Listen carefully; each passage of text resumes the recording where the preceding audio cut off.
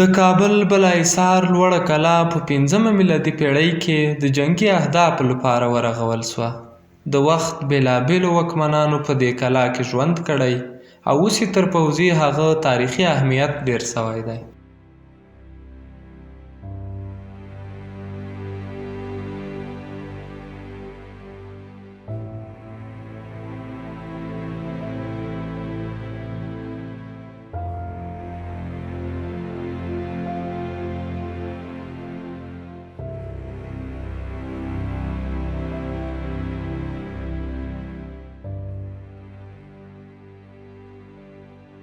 د تاریخي روایتونو له مخه دغه کلا د هون په نوم د یوه بودایي واکمن له لورې ورغول شوه ترڅو هغه او کورنۍ یې د غلیم له یرغل خوندي وي.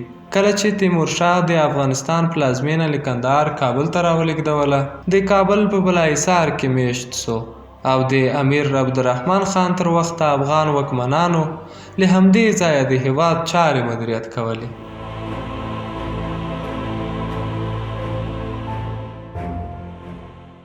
یاد بالاحصار د بودایزم مذهبي ذوق پر بنسټ رغول سوی برېښي چې د څنګلورو نښو له مخې کولی سو د هغه بودایي معبد ګمان پر وکړو چې د هېپتالي پاچاهانو د لړۍ د یو پاچا هون شالودا له لورې رغول سوی دی.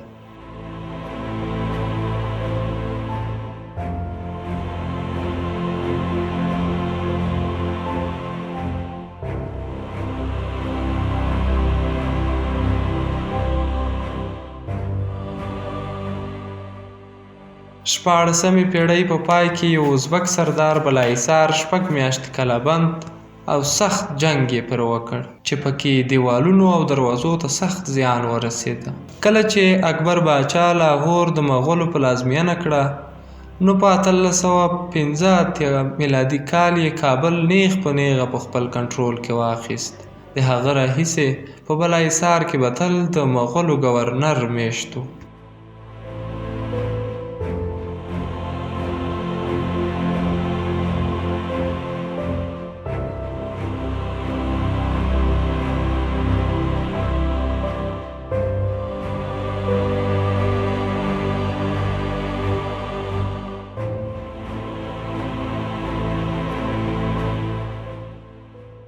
د احمدشاه بابا په وخت کې بالاحصار د ایراني پوځ په لاس کې و. د کابل نیولو وروسته بابا بالاحصار کې تم سو او کلا یې په نوي اوبو رسولو، نوي وسیلې او نور ډیر کار د کندهاري معمارانو په لاس ترسره کړ.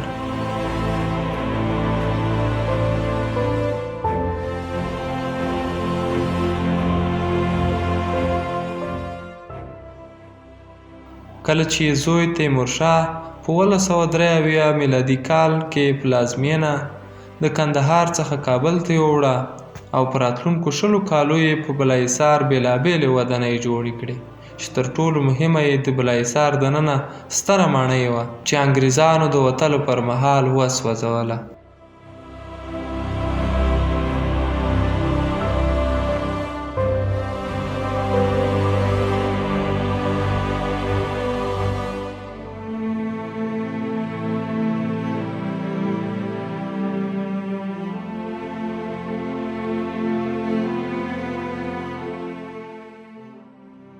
د زمانشاه ټول وروڼه چې په کابل کې وو دلته بندیان ساتل کېدل. کله چې امیر عبدالرحمن خان ارګ ودانۍ جوړه کړه نو د کلا ارزښت یوازې یوې پوځي کلا ته ورته سو او پکې یوازې تر اوسه پورې نظامي کسان اوسېدل.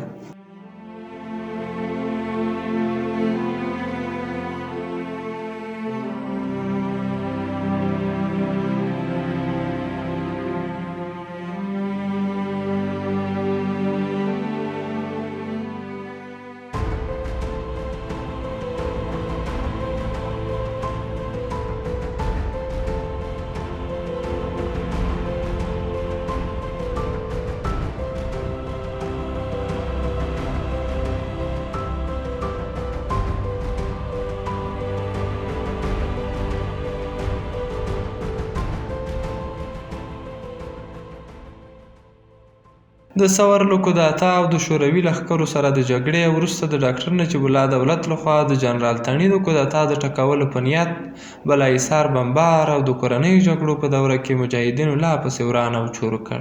په لومړي افغان انګلیس جنګ کې د کالا په دننه کې د انګریزي سرتیرو په زرګونو کسان وینې وبهېدې او د کابلي سپین ږیرو له خولې چې تر وروستیو پورې یې مځکه غوړه وه.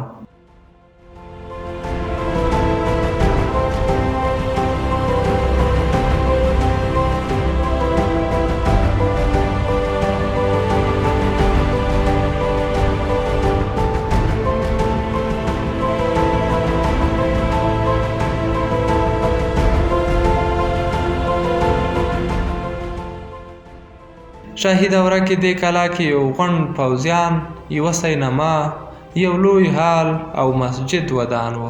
پخواني ولسمشر کرزي دوره کې امریکا اعلان وکړ چې په دغه کلا کې به یو ښه پارک او د سیل ځای جوړوي، خو د انګریزانو په مخالفت دا کار ونه سو، ځکه چې انګریزانو دې کلا کې 19مه پېړۍ کې دلته ډېر درانه تلفات لیدلي او کابل کې د دوی سفیر کونري هم دلته وژل سوی و.